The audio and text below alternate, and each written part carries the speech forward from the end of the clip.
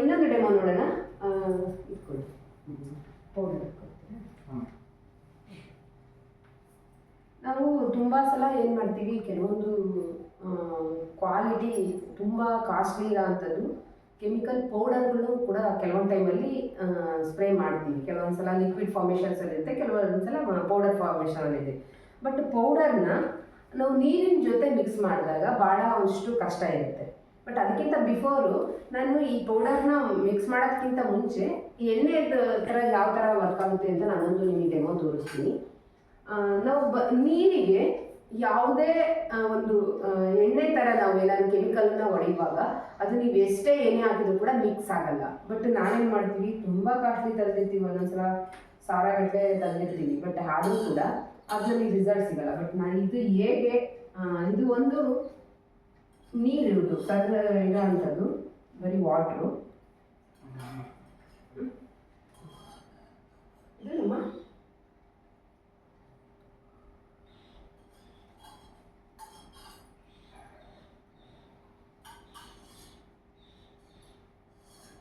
ಬೇಡ, ಅದನ್ನು ಆಮೇಲೆ ಮಿಕ್ಸ್ ಮಾಡೋಣ.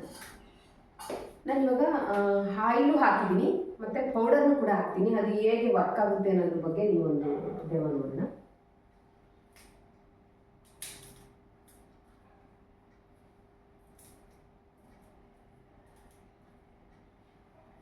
ನೋಡ್ಬೋದು, ಇಲ್ಲಿ ಒಂದು ನಿಮಿಷ ಇಲ್ಲಿ ನೋಡ್ಬೋದು, ಇಲ್ಲಿ ನೋಡ್ಬೋದು. ಅದು ಅಂದರೆ ಇದು ಒಂದು ಪೌಡರ್ ಕೂಡ ಬರೀ ಜಸ್ಟ್ ಕೆಳಗಡೆ ಬಂದು ಸ್ಟೋರೇಜ್ ಆಗ್ತಾ ಇದೆ.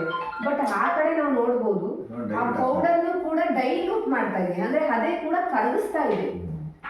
ಬಟ್ ಅಂದರೆ ಯಾವಾಗ ನಿಮ್ಮ ಒಂದು ತಂದಂಥ ಕೆಮಿಕಲ್ಲು 100% ಅಲ್ಲ 80% ಯೂಸ್ ಆದರೂ ಕೂಡ ನೀವು ಏನು ಒಂದು ಕ್ರಿಮಿನಾಶಕ, ಕೀಟನಾಶಕ ಏನು ತಗೊಂಡಿರ್ತೀರೋ ಅದು ಏನು ರೋಗನ ಕಂಟ್ರೋಲ್ ಮಾಡಬೇಕಾಗಿರುತ್ತೋ ಅದನ್ನು ಈಸಿಯಾಗಿ ನೀವು ಕಂಟ್ರೋಲ್ ಮಾಡ್ಬೋದು. ಬಟ್ ನಾನು ಆ್ಯಕ್ಚುಲಿ ಯಾವುದೂ ಕೂಡ ಜಸ್ಟ್ ಡೈಲ್ಯೂಟ್ ಮಾಡಿಲ್ಲ, ಬಟ್ ಹಾಗಾಗಿ ಕೂಡ ಕರಗಿಸಿದೆ. ನೋಡ್ಬೋದು ಇಲ್ಲಿ ಕೂಡ ಬರೀ ಪೌಡರ್ ಮಾತ್ರ ಕೆಳಗಡೆ ಬರ್ತಾ ಇದೆ ಅಷ್ಟೇ.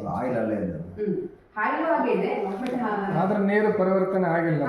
ಅಂದ್ರೆ ಅದು ಡೈಲ್ಯೂಟ್ ಆಗ್ತಾ ಇಲ್ಲ. ನೀವು ಎಷ್ಟೇ ಒಂದು ಕೋಲ್ ತಂದು ಡೈಲ್ಯೂಟ್ ಮಾಡಿದ್ರು ಕೂಡ ಮತ್ತೆ ಸ್ವಲ್ಪ ಟೈಮ್ ಅದು ಕೆಳಗಡೆ ಹೋಗಿ ಕುತ್ಕೊಳ್ಳುತ್ತೆ. ಬಟ್ ಅಂದ್ರೆ ನೀವು ಸ್ಪ್ರೇ ಮಾಡೋಂಥದ್ದು ಎಲ್ಲ ಗಿಡಗಳಿಗೂ ಕೂಡ ನೀಟಾಗಿ ಅದು ಸ್ಪ್ರೇ ಮಾಡೋಕ್ಕಾಗಲ್ಲ. ಜಸ್ಟ್ ನಾನು ಇದನ್ನೊಂದು ತೋರಿಸ್ತೀನಿ, ಇದು ಆಯಿಲ್ ಎಲ್ಲ ಹೇಗೆ ಅದು ಸ್ಪ್ರೆಡ್ ಆಗುತ್ತೆ ಅಂತ.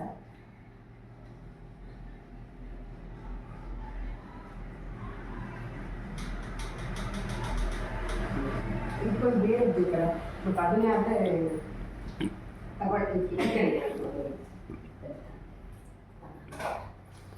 ನೋಡೋಣ ಇದನ್ನ.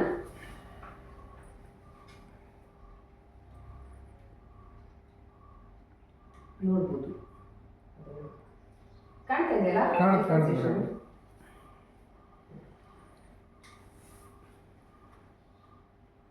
ಚೆನ್ನಾಗಿ.